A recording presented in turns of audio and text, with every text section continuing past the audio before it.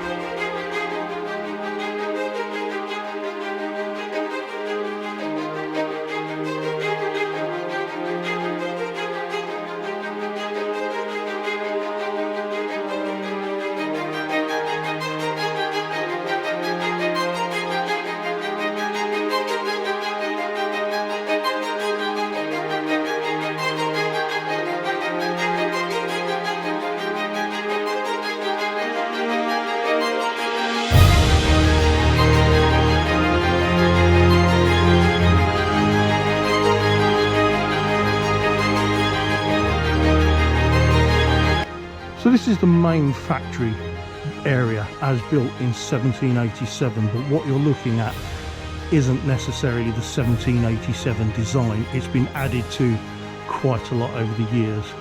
I think this is the original 1787 outer wall. This is added on in later years. We've still got a lovely brick courtyard leading up to it. And we've got this lovely window here looking through the site. Coming in, we've got this large wooden lintel with definite evidence of burning there and there. At what time, I don't know. Here on the eastern wall of the rolling mill, we've got good evidence of the additions that were made when it was changed into a different factory. This is our original 1787 wall here. You can see it's been cut. Here's the addition.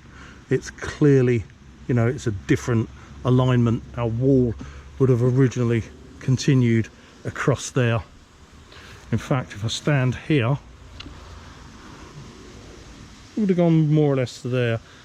That wall there seems to be out of alignment, but it would have gone across there. I think you can see evidence of a wall just there butting up against the dam wall. So this here is all additional. Meadow Copper Rolling Mill was constructed in 1787 by the Greenfield Copper and Brass Company, which was headed by Thomas Williams, the so-called Copper King and one of the wealthiest men in Britain at the time. Producing copper sheet, bolts and nails, this was supplied to the maritime industry to sheathe the hulls of ships in order to protect them from marine parasites, which would otherwise greatly damage them. This included those of the Royal Navy, where it's rumoured that HMS Victory was the first Royal Navy vessel to be sheathed in 1780. By the turn of the 19th century, Williams held an almost dominant monopoly upon the country's copper industry, but he died in 1802, and with his death came the rapid collapse of the market and subsequent decline in production. Despite this recession, Meadow Mill continued producing copper until 1847, where it was converted to a lead works. Before I return to the explore, let's just have a look at a map. And again, thanks to the National Library of Scotland, I've overlaid the oldest I could find from 1910 onto the modern overhead view. I found this site extremely difficult to understand thanks to very little written or photographical evidence to be had, so this is purely my interpretation of the site. Now, the building which we are looking at now is this one, the rolling mill. I said that this building had been altered, that much is certain, but what is not certain is what the original 1787 structure would have been. I think I've narrowed it down to two, and the first is this, which is a west to east rectilinear design with the addition being added onto the north. You can see it there. The second is this one, which is once again a rectilinear design running along the north-south axis with the additions on the east and the west side. Now, if anyone knows which of these, or indeed it is something entirely different, I'd love to know. We've got the dam wall there, so the water is on the other side of that. Over here we've got the peculiar semicircular part of the wall, which I've got a theory about that, which I'll explain later. And moving in, we've got these two alcoves. Now these stretch out into the water, so on the other side of there we've got water, probably up to around here. Now what they were used for, absolutely no idea. You can see though the floor's brick lined, they're brick all over, and here we've even got, look at that, that's brilliant, isn't it? A very rusting iron hook connected to a very hefty bolt in the ground. And up here, almost rusted through girder of metal. Oh, cracking echo in here.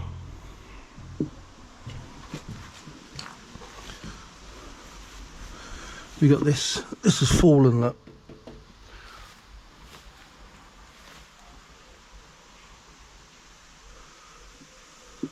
More almost rusted through metal up there. It's anybody's guess as to what they formed or were part of. Moving further along, got another one of these alcoves here.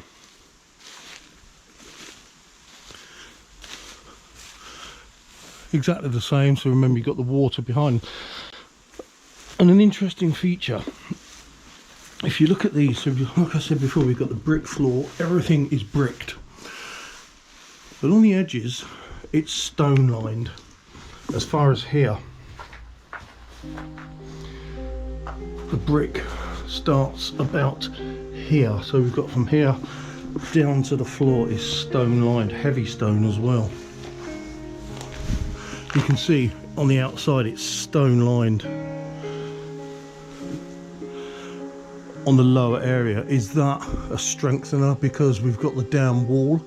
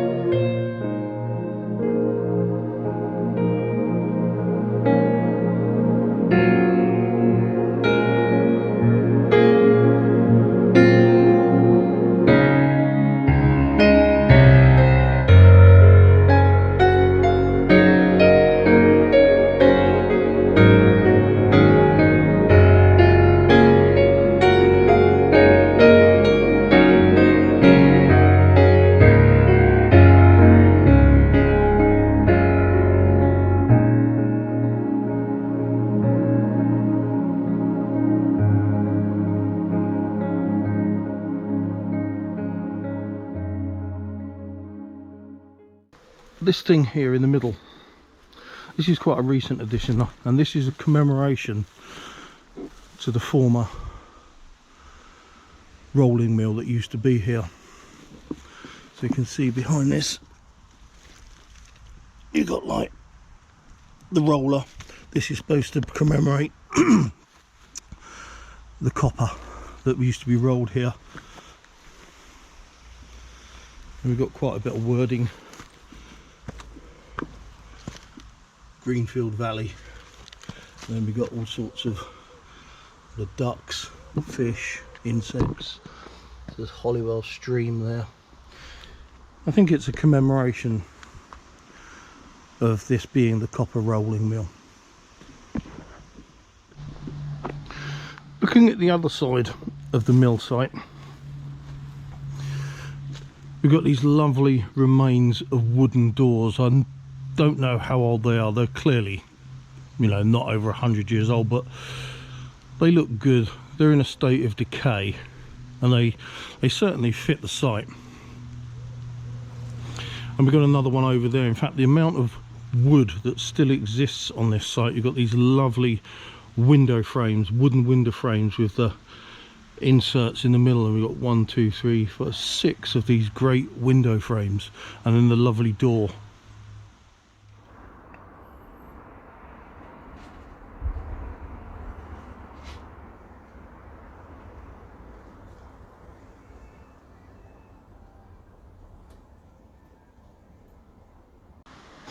We're on the outside of the building now.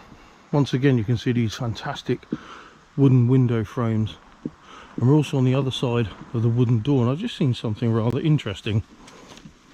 We've got some letters up here. If you look there, you've got a W and an L, and in fact from here you can see, so you've got the imprint of M-E-A-D-O, W still there, M-I-L-L, Meadow Mill. I wonder when that dates from. So going round to the side here, we've got a bit of modern infill there, not so great. Here we are on the other side of those, the first doors that we looked at. And what we also see here, this is the additional bit, and you can tell that by it's a different type of brick. And also we've got some decorated bricks there, you've got some there, some there. And if we go around the side, we've got more. This is the addition that was made after it had ceased becoming a copper rolling mill. When the copper mill was constructed here in 1787, it was powered, as it's described, by 3 20-foot by 7-foot water wheels. But where were they? Well, here's our water source without any shadow of a doubt. We've got our lake on the other side. Today we've got this cascade. In 1901, the rolling mill was described as a large building with a water wheel measuring 25 feet in diameter by 9 feet wide, fixed by a spur wheel measuring 12 foot by 14 foot with 12-inch teeth. Our 1910 map just shows this weir. So where were these water wheels placed? I'm sure they was round in this area somewhere. But here's my theory. If you look at this bit of wall here, it's unlike any other in the whole site. It's got a semicircular design to it. Today, we've got what looks like a bricked up window, and it's even got a wooden frame, but I think that's a later addition. I think this is at least the site of the 1901 wheel, and our wheel would have been placed somewhere here where this cascade is today, and this has all been remodeled. You can see there's been a certain amount of remodeling. You've got that line of brick coming down there, and this here has all been added on. At what date, I don't know. I don't even know what year the cascade was added, but it must have been post 1901 or even because it's on the 1910 maps. So I think our 25-foot wheel was situated here. Our spindle from the wheel went through this gap here, which obviously wasn't a window in those days, and then the spindle would have gone through to the other side and powered the machinery. I think the 3 20-foot wheels were also placed here. It looks like a wide enough area even today to fit 3 20-foot wheels in. That's my best theory. And whilst I'm here at the weir, let's have a look into the culverts. So lowering first into the main culvert opposite the cascade, and you can see the light at the end of the tunnel quite a distance. You can also see that despite it being quite crudded up, it is brick lined. And then we'll have a look in the smaller one, like the overflow, and straight away you can see that it's divided, so both areas flow into the same culvert, which is quite interesting. So with the small amount of literature that we do have on this site, it states that additional buildings near the rolling mill, which is this building here, were a cart shed and an open ridge roof and small storeroom with a slate roof. I believe this building here to be the former cart shed, whilst this small one here next to it to be the small storeroom. Well, this being very close to the rolling mill, this massive doorway here surely indicates that this must surely be the cart shed. Not a great deal to indicate anything else.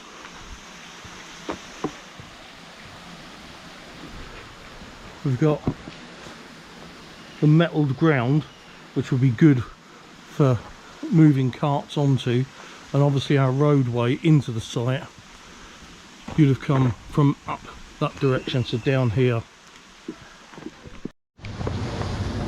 Come around the side of our cart shed and we can look in, and there's our entrance door there. We've got a large window there, and it will go all the way back to there. But I've just noticed something very odd. Here we've got what looks like a bricked up doorway. You can see the change of brick and the definite square doorway shape. Look on the other side, we've got the same bricked up doorway effect, the square change of bricks in the middle, but up here we've got an archway. Back on the other side again, no archway. Bit weird.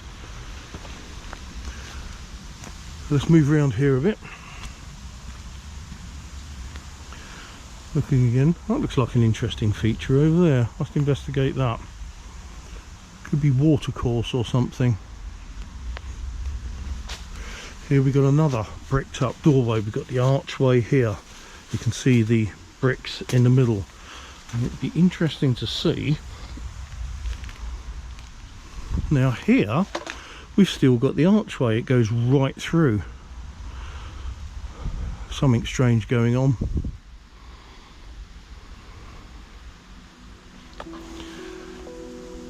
Be interesting to know what sort of a floor we've got under all this vegetation as well. Is it flagstoned? Was it flagstone back in the day, or is it, you know, just gravel or dirt?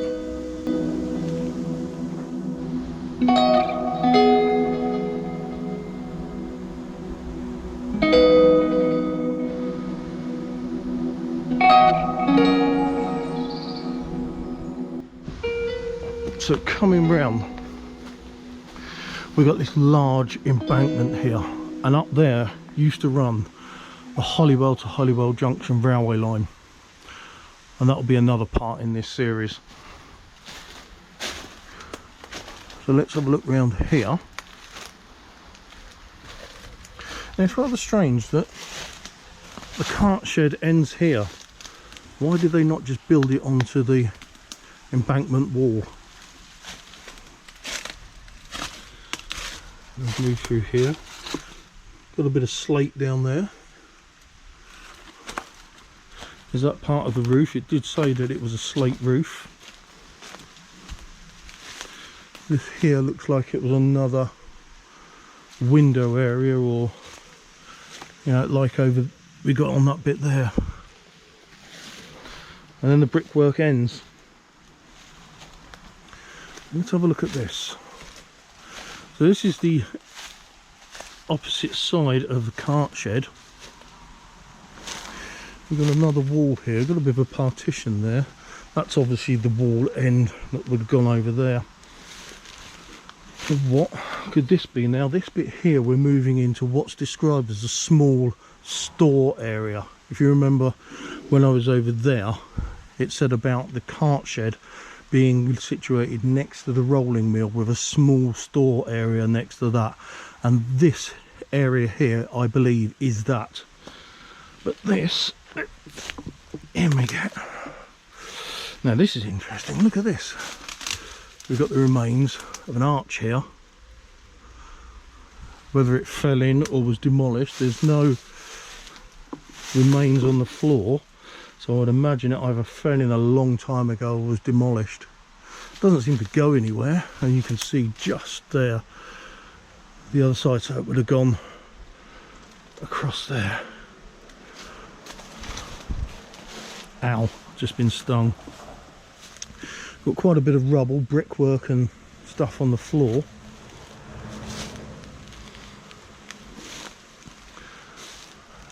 I'm not quite sure why this is here. In fact, that looks like a staircase, doesn't it? Is that a staircase, do you reckon? I reckon that is. And that's a staircase going up there. So, was that an entranceway? Bearing in mind I said that's the railway, it used to be the railway up there. Was there a footpath along the railway that used to allow entrance into the factory from here? Interesting. You'll have to go up there and have a look. So looking at this, and this is looking very nettled. But this is why I think the railings are here, because there's an old staircase which looks very precarious to walk over. And I said here is the old storeroom, or the small storeroom as it was described. Very little to see, and even if there was, it's going to be well buried under all of that. So I'm above the site of Meadow Mill now. We've got the track bed of the Holywell to Holywell Junction railway line running right next to us. I'm also at the top of that staircase, but we've got a wall in front of us, obviously built after it ceased being a factory. So let's stick the camera over the edge and what we can see. So if you look just between those trees, you can see the railings. So our staircase would have gone down directly there, and you can see between the wall, but there's no evidence of staircase here. We've got a few heavy rocks there, but it doesn't show us really anything. And I'm not going down there. But I think the fact that we know there's a staircase, it must have been an entrance to the factory back in the day. Let's have a look at the map and see if we can find this staircase, and straight away you can see it. There it is there. And what's interesting is there's a little, what looks like a footpath coming off going south. This is the railway embankment, and I was stood when I was at the top, approximately here looking down, and I couldn't see anything, and that's because there was nothing to see down there. There wasn't a path going from the top. It seemed to come over here, and if you look here, there seems to be, is that a bridge? It could well be a bridge. That's something we're going to have to look at when we do the railway walk. Whilst researching the site at Meadow Mill and trying to identify which remains belong to which building and what time period, it soon became a minefield, largely due to there being very little literature upon the place and almost zero photographic evidence. And then I came across this fantastic photo. Dated 1910, it's of the former tin plate works which occupied the site. I know this is certain because when I marry it up with the description from 1901, which states that the Meadow Mill complex also contained a 2-storey storeroom with a cupola on the roof. So looking at the photo, we can see that building with the cupola. You see it poking out behind the left-hand chimney? And the text continues. It says, attached to the store was a casting room with a slate roof and 4 rectangular chimney stacks. Well, back to the photo again, and I think that's quite easy to identify. The site here at Meadow Mill has taken on a few guises over the years, and between the years of 1868 and 1874 it was a tin plate works. Now the building, or the remains of the building you see in front of us, are the remains of that tin plate works. This here, if you look at the photo, this is that building. This is the west wall of it, and those huge chimneys would have been on the opposite side. I'll have a look for those in a moment. And it would have stretched, this wall would have come all the way across here, and it would have been more or less back to the wall there. Far too overgrown now to really get in there, although I'm going to have a try.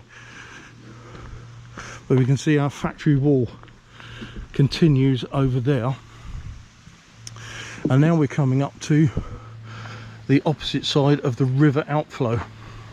This is the Holywell stream. Now looking on that picture, it's much bigger back in the day than it is now, and I'll try and clamber down there. Through the railings. Okay, we're down just. So there's now water where it started at the cascade back there. That's where it's coming out, and if you look at the photograph from 1910, that is the same cascade. Obviously the photo was taken from over there. This pool area much larger. And if you look in the water, you may not be able to see it on the camera, but it's full of rubble, probably from the tin plate works. We've got a small section of wall up there, and those chimneys, which I'm going to look at, see if I can get in there in a minute, would have been located up there, the large rectangular chimneys. But that is that water outfall that you saw in the photo from 1910, still there.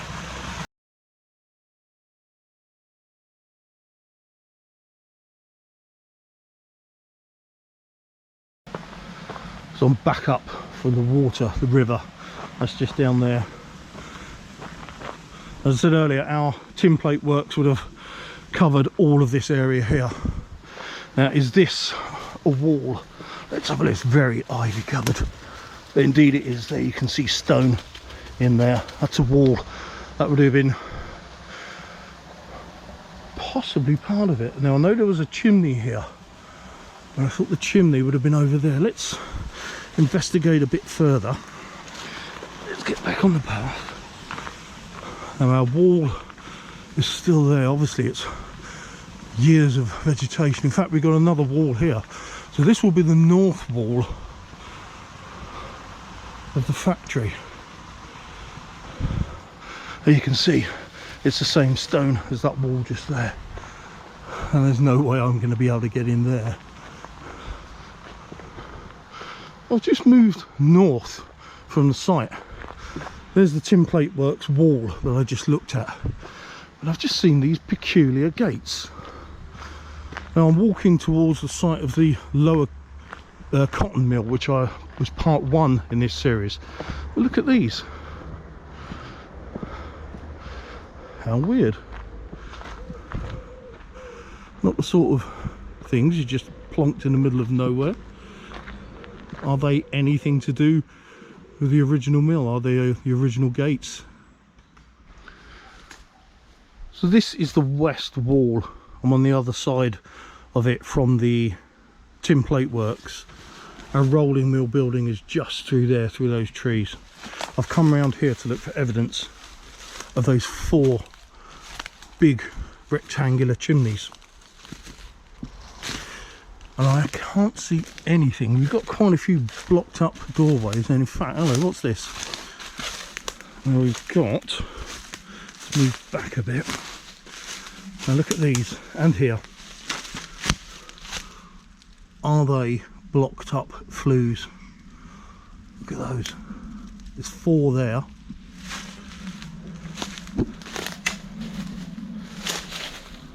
There's another 4 there.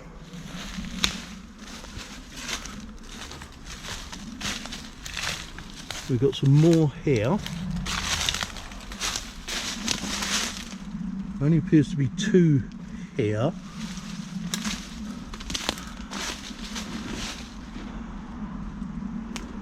And there's another one there. There is evidence of some rebuilding work going on there, and maybe the wall went on further. But I think what we've got, without the chimneys actually being here, that this is evidence of our chimneys. So the flues would have come out a certain distance and our chimneys would have risen up into the sky. I think we found where our chimneys were. The only thing we don't know is how far out they came, but we'll have to refer to the photograph again for that. But we've got some interesting blocked up entrances again. And there's quite a bit of evidence of reworking here, because we got this brickwork here. We got half an arch and then it disappears, whether that's rebuilt to shore the place up. So we got arch there, we've got another one here, another one there, so there's quite a few. Got arches within arches. It's obvious this is a very complicated site, but I think I've done my best to work it out. But we found our chimneys. With the cessation of the tinplate works, Meadow Mill reverted back to copper production until 1891, where it quickly became abandoned. In 1895, the site was repurposed again, this time as a rubber grinding and washing plant. This was still in operation when the 1910 map was published.